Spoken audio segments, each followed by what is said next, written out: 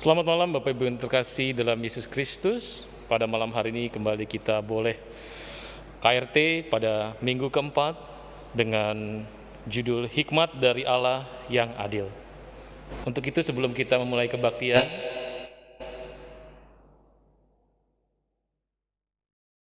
mari kita bersatu dalam doa.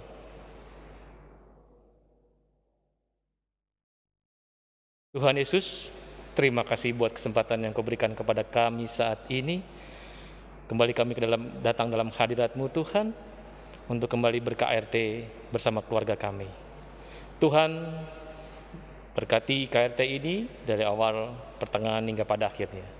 Kiranya siapkan hati kami dan siapkan seluruh situasi yang ada. Terpujilah Engkau ya Tuhan Yesus. Haleluya. Amin. Kami undang Bapak Ibu Saudara-saudari untuk bangkit berdiri. Kita masuk pada votum dan salam. Tuhan kita adalah pencipta dan pemelihara. Ia adalah gembala yang baik dari dulu, sekarang, dan selamanya. Selamat malam, Tuhan besertamu. Selamat malam, Tuhan besertamu juga. Kita akan memuji Tuhan dari PKJ 4 ayat yang pertama sampai dengan yang kedua. Angkatlah hatimu pada Tuhan.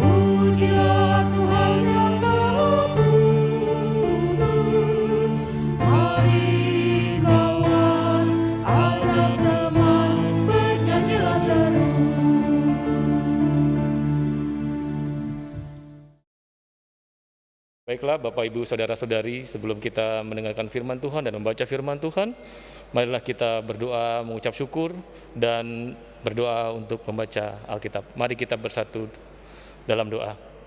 Tuhan Yesus yang baik, terima kasih buat segala berkat yang Kau berikan kepada kami. Tuhan, terima kasih buat kesehatan yang Kau berikan kepada kami. Tuhan, terima kasih buat segala berkat yang Kau berikan kepada kami.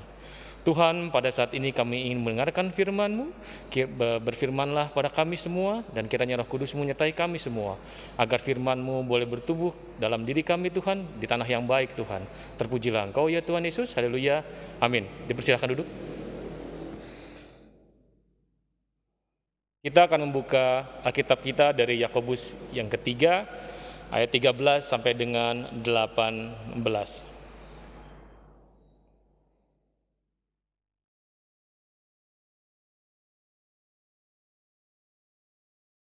Jika sudah bertemu, mari kita sama-sama membaca ayat yang ketiga dari Yakobus 3 ayat 13 sampai dengan ke-18.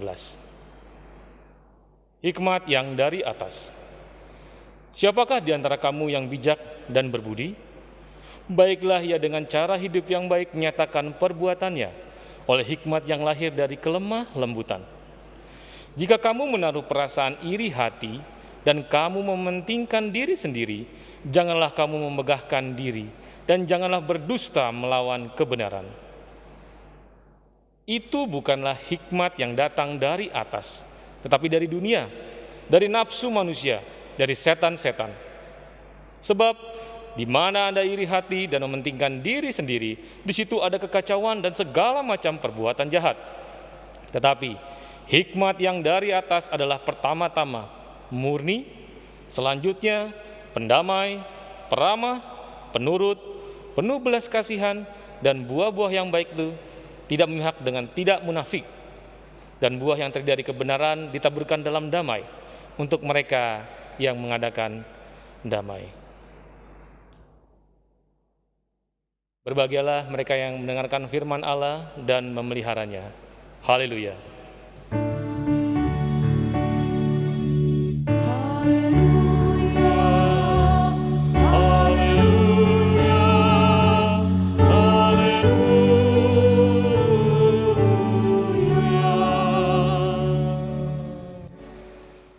Jemaat yang terkasih, selamat malam. Terima kasih buat waktu yang diberikan kepada saya untuk memberitakan firman Tuhan. Sebenarnya saya berdiri di depan mimbar yang di bawah ini sebenarnya agak sedikit nervous. Kenapa nervous? Biasanya saya sama anak pemuda remaja itu lebih santai dibandingkan saya memberitakan firman Tuhan kepada Bapak Ibu sekalian, karena saya yakin dan percaya Bapak Ibu sekalian sudah mempunyai pengalaman yang lebih baik dibandingkan dengan saya, ataupun banyak hal yang mungkin saya belum berpengalaman di sana. Izinkan saya Bapak Ibu sekalian, saudara-saudari, untuk memberitakan firman Tuhan. Mohon maaf jika ada kesalahan kata maupun kata-kata yang kurang berkenan. Judul dari KRT pada malam hari ini ialah Hikmat dari Allah yang Adil. Dari majelis informasikan kepada saya mengenai penjelasan mengenai hikmat dari Allah yang adil ini. Saya akan membacakan untuk kita semua. Situasi pandemi saat ini memaksa orang-orang beraktivitas lebih banyak dari rumah, sehingga mereka semakin lihai menggunakan gawai. Setiap hari ponsel selalu ada di tangan, dan informasi melihat media sosial hingga belanja secara daring. Penggunaan gawai yang keliru dapat membuat kita mengembangkan karakter yang tidak baik dan tidak menuntut kepada hikmat yang benar. Misalnya, kita mudah menemukan komentar-komentar negatif dari netizen untuk menjatuhkan orang lain, termasuk pemerintah. Ada pula yang berkomentar negatif karena merasa tidak senang atas keberhasilan atau kelebihan orang lain, lalu membandingkan si A dan si B, atau membandingkan si A dengan diri sendiri. Hal itu dapat dikatakan sebagai bentuk iri hati, sebab kita bisa juga bawa emosi dan ikut berkomentar. Bapak Ibu yang terkasih dalam Tuhan Yesus dan saudara-saudari, keberhasilan ditentukan oleh Tuhan. Kesuksesan ditentukan oleh Tuhan. Sebagai orang-orang yang hidup di dunia ini, sering kita mendapatkan kenyataan bahwa keberhasilan seseorang itu diukur, atau kesuksesan seseorang itu diukur berdasarkan ia kaya. Padahal kesuksesan itu kita bisa lihat dari keluarga yang baik, keluarga yang nyaman, kebahagiaan. Itu adalah suatu kesuksesan. Kenapa? Ketika orang menjadi kaya, belum tentu ia menjadi bahagia. Kalau orang berbahagia, apalagi dalam Kristus, ketika dia bersyukur dengan keadaannya, itu adalah suatu kesuksesan. Setiap orang mempunyai level kehidupan, cukup, menengah, sampai dengan yang ke atas. Kalau kita memahami kesuksesan sebagai kaya raya, punya sesuatu, akhirnya kita tidak akan pernah bisa bersyukur dengan keadaan kita. Itulah titik ketidaksuksesan kita. Ketika kita boleh bersyukur dengan keadaan kita, Itulah yang namanya sukses. Selain diri kita, bagi Bapak Ibu sekalian yang mungkin sudah berkeluarga atau saudara-saudari yang akan berkeluarga, kesuksesan bagi sebuah keluarga adalah di mana kita bisa memenuhi kebutuhan keluarga. Kita bersyukur dengan hal itu semua. Yang menentukan sukses atau tidaknya kita dan Tuhan. Kenapa kita dan Tuhan? Yang pertama, ketika kita bekerja keras. Di dalam Alkitab tertulis ada 3 hal. Carilah, ketuklah, mintalah. Dan yang terakhir Tuhan bilang, carilah dulu Allah dan kerajaannya dan kebenarannya, maka semua itu akan ditambahkan kepadamu. Ketika kita memenuhi ini semua, Tuhan pasti kasih. Tapi ingat, sudahkah kita mencari kerajaan Allah dan kebenarannya? Dengan berbuat seperti apa?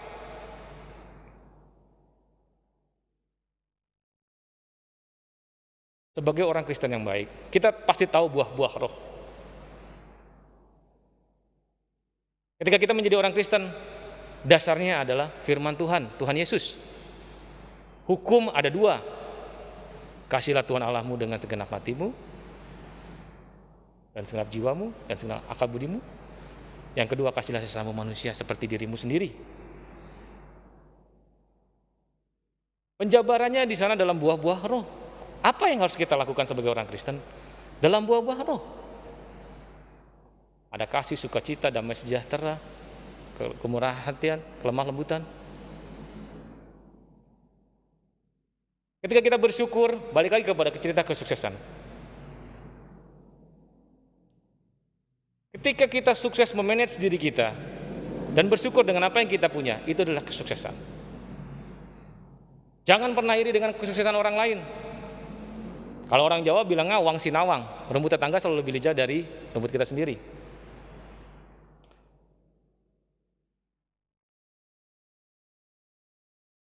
Ketika kita tidak pernah bersyukur, kita akan melihat seperti demikian. Tapi kalau ketika kita bersyukur, kita berbahagia dengan kondisi kita saat ini, kita tidak akan iri hati kepada orang lain. Biarlah mereka kaya, biarlah mereka punya ini, biarlah mereka punya mobil, biarlah mereka mempunyai rumah mewah dan lain sebagainya. Kita jangan lihat kesuksesan itu dari cara pandang manusia secara dunia.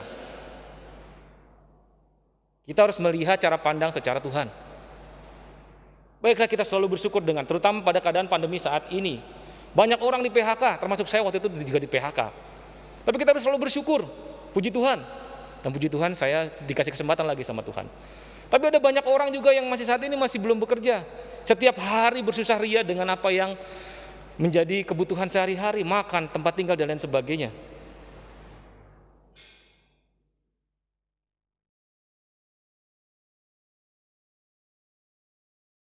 Tapi saya yakin dan percaya.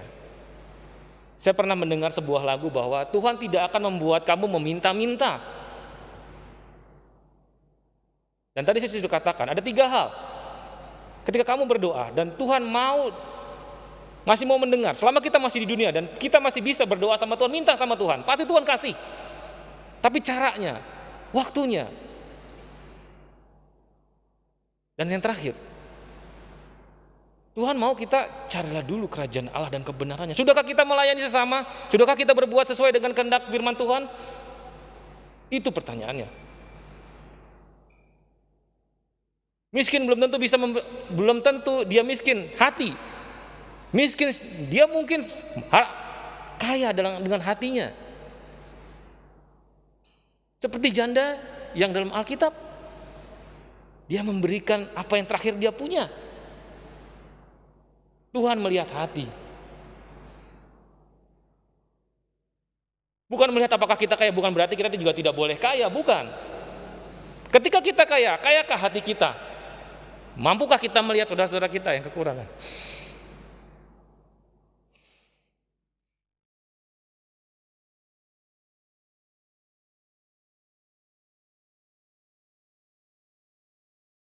Maaf Bapak Ibu.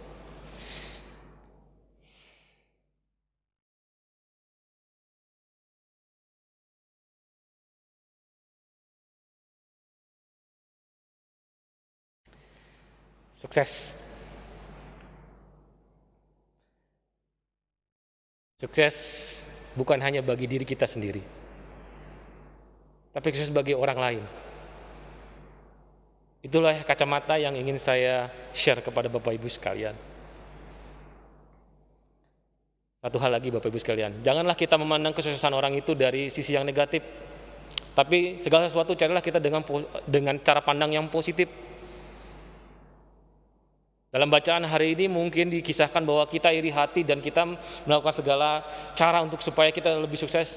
Tapi saya mau melihat dan saya ingin memberitakan bahwa sukses itu kita harus melihat dari cara pandang yang positif. Melihat orang-orang kaya, kita tidak pernah tahu orang kaya itu apakah dia bekerja keras. Kalau dia memang dalam Tuhan, dia bekerja keras dari pagi sampai malam. Dan mungkin dia nggak tidur untuk mendapatkan sesuatu dan akhirnya dia menjadi sukses. Makanya kesuksesan itu adalah ditentukan oleh dia dan Tuhan. Ketika Tuhan berkenan dengan jalannya dia,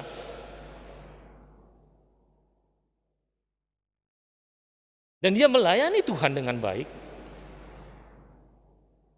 pasti di Alkitab juga sudah tersebutkan. Lanjut Bapak Ibu. Firman Tuhan hari ini mengingatkan kita untuk memiliki hikmat dari Allah di tengah perjalanan hidup dalam relasi dengan sesama. Surat Yakobus merupakan tulisan yang dibuat oleh Yakobus, saudara Yesus, dan berisi tentang rangkuman hikmat Yakobus. Yakobus menulis surat ini bagi seluruh orang percaya, khususnya yang tersebar di luar Israel. Banyak bagian dalam isi surat ini yang merupakan pengembangan dari kitab Amsal, serta khotbah Yesus di bukit.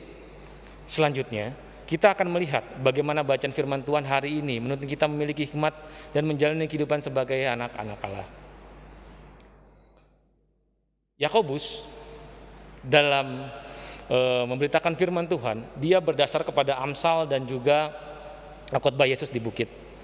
Kenapa dia berdasarkan ke sana? Karena di dalam kitab Amsal itu berisi bagaimana seorang muda memperbaiki kelakuannya. Kita banyak menemukan segala sesuatu yang baik dalam kitab Amsal. Bagaimana seorang muda yang tidak tahu harus kemana, dan ini Amsal adalah pengarangnya adalah Salomo, Raja Salomo. Dia punya hikmat. Sehingga ini menjadi tuntunan bagi kita anak muda yang kita harus bagaimana sih anak muda nih? Harus seperti apa? Atau mohon maaf, bagi kita yang sudah tuamu tapi mungkin baru mengenal Tuhan, apa sih yang harus kita lakukan? Muda secara iman, bukan muda secara umur, tapi muda secara iman. Tuhan, saya masih muda, iman saya harus bagaimana ya? Saya harus seperti apa ya Tuhan? Saya harus melakukan seperti apa? Amsal. Di sana kita bisa menemukan segala sesuatu yang berkaitan dengan apa yang kita menjadi grow up. Agak lebih jelas di Amsal ini. Nah, sehingga Yakobus memberitakan firman Tuhan berdasarkan Amsal ini dan juga khotbah Yesus di bukit. Khotbah Yesus di bukit antara lain ucapan bahagia, perumpamaan garam dan terang dunia, Yesus dan hukum, hal memberi sedekah, hal berdoa. Ya, doa Bapa kami yang sampai saat ini kita selalu bacakan setelah kita berdoa syafaat. Terus hal berpuasa. Terus hal mengumpulkan harta. Ya. Selanjutnya hal kekhawatiran, hal menghakimi, hal yang kudus dan berharga, hal pengampunan atau hal pengabulan doa. Jalan yang benar, hal pengajaran yang sesat yang kita harus hati-hati. Yakobus memberitakan firman Tuhan berdasarkan satu Alkitab, Amsal, berdasarkan Amsal dan juga khotbah secara directly kepada khotbahnya Yesus di bukit. Ya.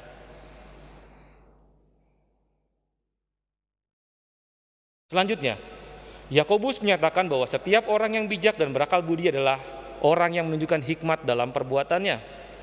Hikmat itu sendiri lahir dari kelemah lembutan yang dimiliki oleh orang tersebut. Orang yang bijak dan berakal budi tentu bukanlah orang yang mudah egois ketika ia melihat orang lain lebih dari dirinya, baik secara materi, fisik, dan lain sebagainya. Ia tidak mudah iri hati. Perasaan iri hati menunjukkan bahwa dirinya adalah pribadi yang mementingkan diri sendiri, Dan ini akan melahirkan kekacauan serta segala macam perbuatan jahat. Ingat saudara-saudara, tertulis di sini dalam Alkitab. Hati-hati, jangan iri hati. Seseorang yang iri pada keberhasilan orang lain tentu akan melahirkan reaksi buruk pada orang itu. Tadi saya sebutkan, janganlah kita melihat dari sisi yang negatif. Sehingga pola pikir kita akan menjadi lebih baik. Contohnya misalnya begini, orang itu sukses, orang itu berhasil. Ini kita bicara secara keberhasilan secara fisik ya, physically ya. Atau nanti setelah ini saya jelaskan ketika berkeluarga. Secara materi, apa yang dilakukan orang itu? Contoh, dia bangun pagi, dia ke kantor lebih pagi, dia pulang kantor lebih malam. Begitu ya. Orang lain mungkin sudah pulang, dia masih di kantor dengan pekerjaannya. Kita nggak pernah tahu. Atau setelah pulang kantor, ia pergi berdagang atau dia bekerja ke tempat lain sehingga dia dapat mengumpulkan uang. Orang lain tidak pernah tahu dengan kesuksesan tersebut. Nah, itu yang harus kita lihat, sisi positif. Jangan kita secara sisi negatif. Di sini ceritakan bahwa nih kita sisinya negatif. Iri hati, nggak enak kalau iri hati. Iri hati baiklah kita bungkus dalam sesuatu yang positif. Dia bisa seperti itu bagaimana? Dan jangan lupa berdoa, minta sama Tuhan. Dan sudahkah kamu melayani Tuhan? Dalam berkeluarga, kita melihat, dia kerja Senin sampai Jumat. Sudahkah dia buat keluarga menjadi berkat, menjadi kebahagiaan? Sabtu Minggu dia bersama keluarga. Ada kebahagiaan yang dia berikan kepada keluarganya dia. Sehingga dia tidak melulu untuk pekerjaannya dia. Dia harus membagi waktu untuk keluarganya, untuk anak istrinya. Atau untuk pasangannya. Memberikan waktu ketika dia konsen Sabtu Minggu, dia harus memberikan segala sesuatunya buat istrinya. Dirinya, waktunya Sabtu Minggu untuk anak istrinya. Jalan-jalan, membuat istri sukacita, anak sukacita. Papa saya kerja keras, tapi Sabtu Minggu saya bisa dengan papa saya memberikan pengertian kepada si anak sehingga anak juga I'm happy. Atau kita sebagai orang tua memperhatikan anak ketika anak belajar, memberikan kebahagiaan kepada anak. Anak itu sukses karena orang tua melihat, menjaga. Mungkin orang tua tidak mengerti dengan pelajarannya dia, tetapi ketika kita menemani dia, kita melihat dia, kita mendengarkan dia akan bersukacita. Saya ditemani papa nih. Saya tidak salah jalan. Ada kebahagiaan di sana. Walaupun mungkin kita tidak mengerti. Kalau zaman sekarang canggih, tinggal lihat Google, tet gitu ya. Tetapi intinya adalah ketika kita untuk anak kita menemani anak kita belajar. Itu sudah sesuatu yang baik. Karena memang dia juga mengerti, kita dikerja di kantor dari pagi sampai malam, mungkin kita tidak bisa ketemu. Mungkin kita paginya dia bangun lebih pagi, aku mau ketemu ayah tolong ajari aku ini. Kita kasih waktu, memang sangat capek, sangat lelah, tapi itulah kesuksesan di mana kita bisa manage antara karir dan juga keluarga. Nah, hal-hal demikian, janganlah kita iri hati kepada orang lain, tapi kita lihat kepada diri kita sendiri. Itu ya Bapak Ibu, saudara sekalian.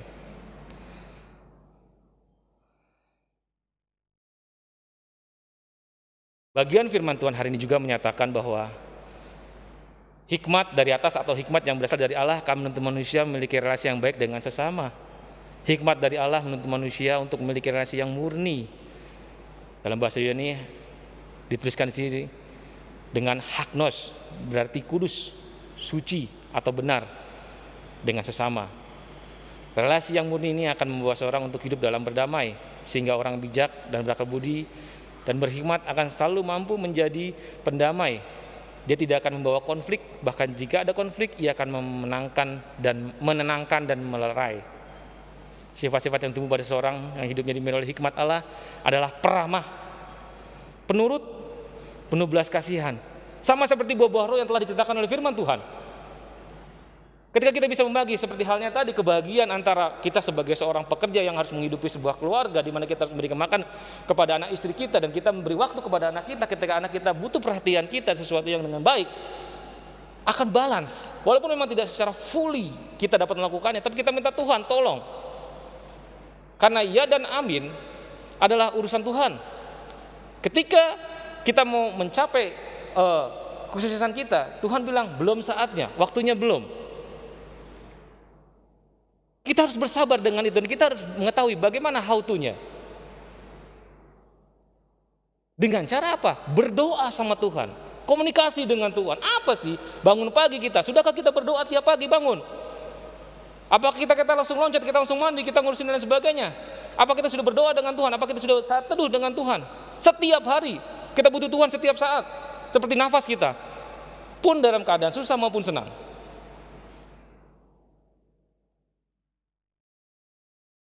Gitu ya Bapak Ibu. Terakhir, ini ada pertanyaannya. Apa yang membuat seseorang sulit menjalani hidup bijaksana dan dengan hikmat dari Allah? Sehingga ciri-ciri dalam bacaan hari ini. Saya ulangi, apa yang membuat seseorang sulit menjalani hidup bijaksana dengan hikmat dari Allah sesuai ciri-ciri dalam bacaan hari ini? Jawabannya ada di dalam Bapak Ibu dan saudara-saudari sekalian. Sebagai orang Kristen, sudahkah kita mengenal Tuhan dengan lebih baik? Sudahkah kita berkomunikasi dengan Tuhan dengan baik? Jawabannya ada dalam Bapak Ibu saudara sekalian.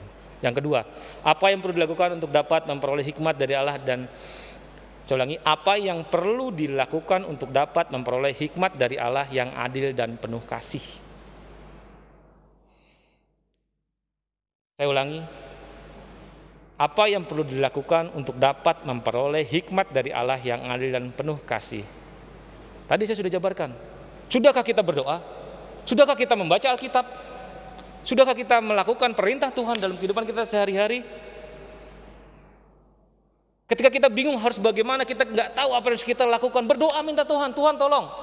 Ketika kita bersukacita, Tuhan terima kasih buat berkat-Mu hari ini. Ada banyak hal yang perlu kita syukuri.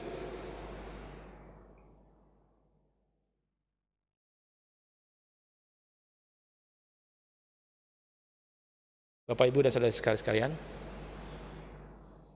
Tuhan itu selalu dekat, dan gunakan kesempatan selama kita masih di dunia, karena suatu saat nanti kita akan mempertanggungjawabkan segala sesuatunya di sana nanti. Ketika kamu ditanya, apa yang bisa kamu pertanggungjawabkan nanti? Kamu mau DPR, kamu mau orang penting, presiden, direktur, kamu mau jabatan muti, ketika akhir nanti kamu dipertanyakan, sudah berbuat apa kamu di dunia?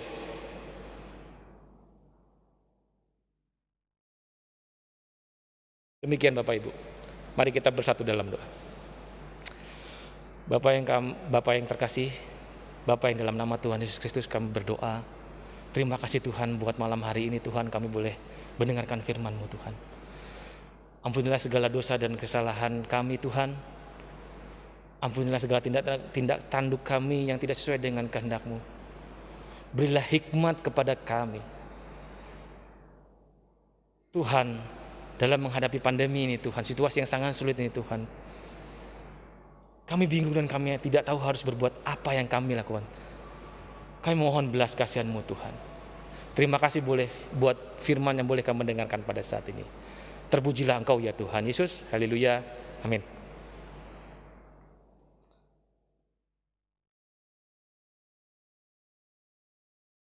Baik Bapak Ibu sekalian, Bapak Ibu saudara-saudara sekalian, kita akan merespon firman Tuhan tadi dengan PKJ 128 ayat yang pertama sampai dengan yang ketiga.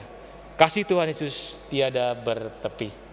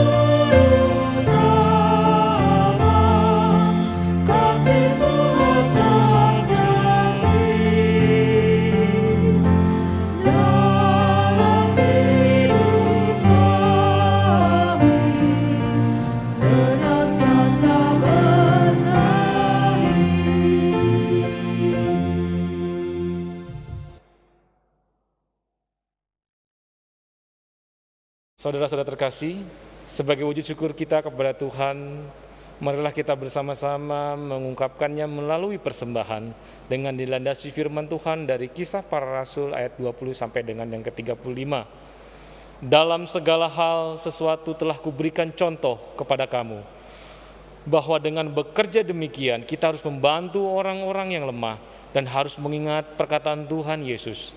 Sebab Ia sendiri telah mengatakan, adalah lebih berbahagia memberi daripada menerima. Teknis penyampaian persembahan mengikuti panduan yang telah ditampilkan dalam LCD. Ditekankan bahwa persembahannya disampaikan melalui transfer ke Bank BNI. Setelah ditransfer, mohon dikonfirmasi kepada Ibu Sri Prasetya Tias Ayu dengan nomor HP tercantum. Mari kita memuji Tuhan dengan iringan lagu PKJ 149 ayat yang pertama dan kedua. Ucap syukur pada Tuhan.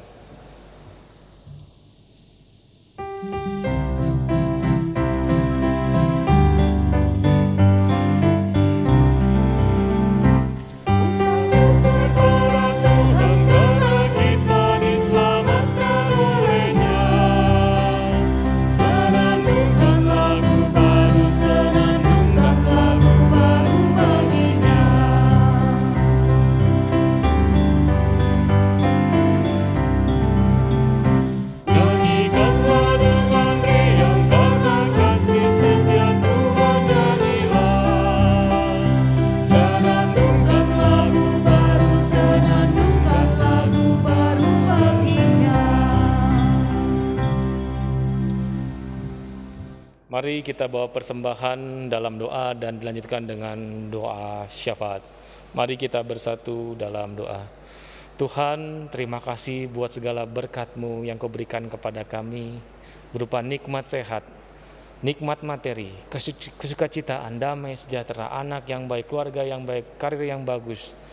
Selain itu Tuhan, kami berterima kasih buat berkat-Mu yang tidak ada tergantikan, yaitu tiket apa Tuhan? Tiket ke surga Tuhan. Terima kasih buat segala berkat-Mu yang Kau limpahkan kepada kami, sehingga kami layak boleh nanti suatu saat nanti, ketika kami sesuai dengan kehendak-Mu Tuhan, kami boleh ada di sana. Tuhan Yesus yang baik, pada saat ini kami ingin berdoa untuk saudara-saudara kami yang mengalami kesusahan pada saat pandemi ini Tuhan. Terima kasih Tuhan, pandemi ini sudah mulai berkurang Tuhan. Kami mohon belas kasihan-Mu Tuhan, kiranya sudah mulai dibuka untuk situasinya Tuhan, untuk pekerjaan yang boleh kami dapatkan dengan situasi seperti ini Tuhan. Ada sedikit kelonggaran-kelonggaran Tuhan. Kami berdoa Tuhan untuk saudara-saudara kami yang pada saat ini mengalami kesusahan Tuhan. Untuk kebutuhan sandang, pangan, dan papan Tuhan. Masa pandemi ini begitu dahsyat bagi kami semua Tuhan. Ini bukan efek yang sangat luar biasa bagi kami Tuhan, tapi kami yakin dan percaya kami boleh mendengarkan firman Tuhan bahwa Engkaulah Allah yang memberikan segalanya buat kami. Ketika kami berdoa kepada-Mu, memohon belas kasihan-Mu Tuhan, meminta kepada-Mu, kami mencari Tuhan, kami mengetuk. Bapa, pulihkan bangsa ini Tuhan. Pulihkan keadaan yang ada pada saat ini Tuhan, dalam nama Tuhan Yesus. Berikan berkat-Mu kepada orang-orang yang mampu Tuhan, untuk melihat saudara-saudaranya Tuhan. Berkati mereka Tuhan, agar mereka mau melihat saudara-saudara mereka yang mengalami kesusahan Tuhan Yesus. Berkati mereka Tuhan, agar mereka mau mengulurkan bantuan-bantuan mereka untuk saudara-saudara kami yang mengalami kesusahan. Karena Engkau adalah kasih Tuhan. Bapa yang baik, kami berdoa untuk setiap pribadi lepas pribadi, sebagai kepala keluarga, untuk keluarga kami Tuhan, untuk anak istri kami, untuk suami kami Tuhan. Berkati setiap keluarga yang ada di GKP Jubur ini terutama Tuhan. Anak-anak-Mu Tuhan, dan umat Kristen pada keseluruhan, dan umat manusia Tuhan.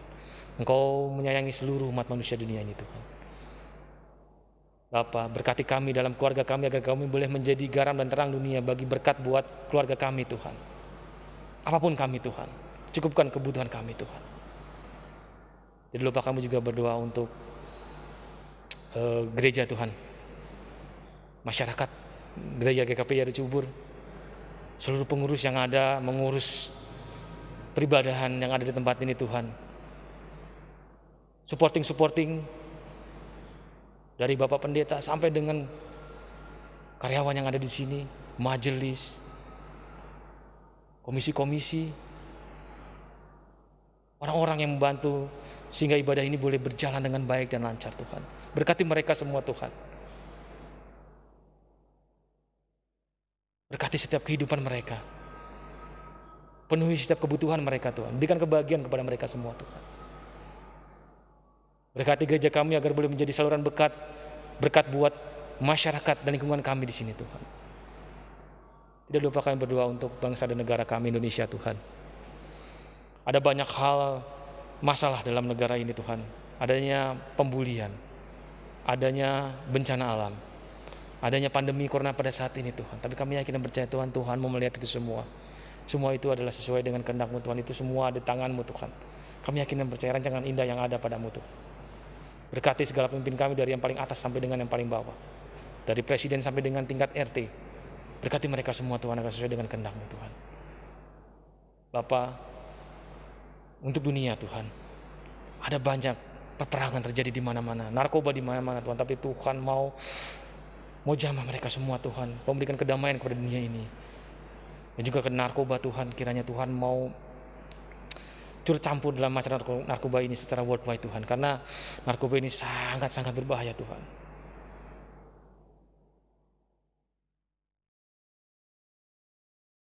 Bapakku yang baik, kami berdoa untuk warga jemaat yang sedang sakit. Kiranya Tuhan memberikan kesembuhan kepada mereka semua. Kamu jamah obat maupun dokter yang merawat mereka semua Tuhan. Yang tidak bisa saya sebutkan satu persatu dalam doa ini Tuhan. Tapi kami semua dan saya yakin dan percaya Engkau akan menyembuhkan mereka. Tuhan, ada banyak hal yang ingin kami sampaikan, tapi kami yakin dan percaya Engkau telah mengetahuinya satu persatu. Setiap pergumulan, permasalahan dan kesukacitaan kami Tuhan. Lindungi kami semua Tuhan. Doa yang jauh daripada sempurna ini kami alaskan dalam nama Tuhan Yesus yang telah mengajarkan kami berdoa. Bapa kami yang ada dalam kerajaan sorga, dikuduskanlah nama-Mu. Datanglah kerajaan-Mu. Jadilah kehendak-Mu di bumi seperti di surga. Berikanlah kami pada hari ini makanan kami yang secukupnya. Dan ampunilah kami akan segala kesalahan kami, seperti kami juga mengampuni orang yang bersalah kepada kami. Dan janganlah membawa kami ke dalam percobaan, tapi lepaskanlah kami daripada yang jahat. Karena Engkaulah yang mempunyai kerajaan dan kuasa dan kemuliaan sampai selama-lamanya. Amin.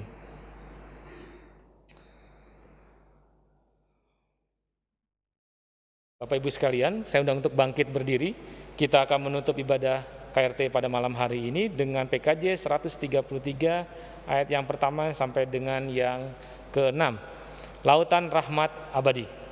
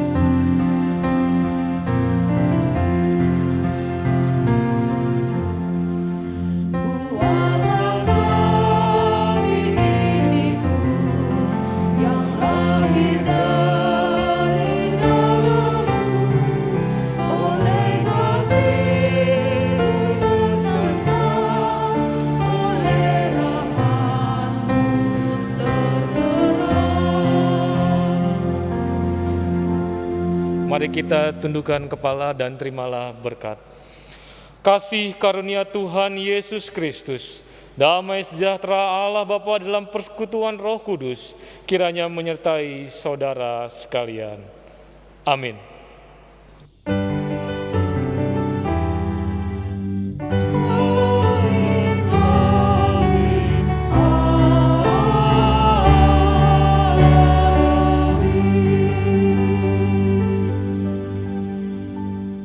Terima kasih, KRT selesai. Silakan duduk dan saat teduh. Tuhan memberkati. Amin.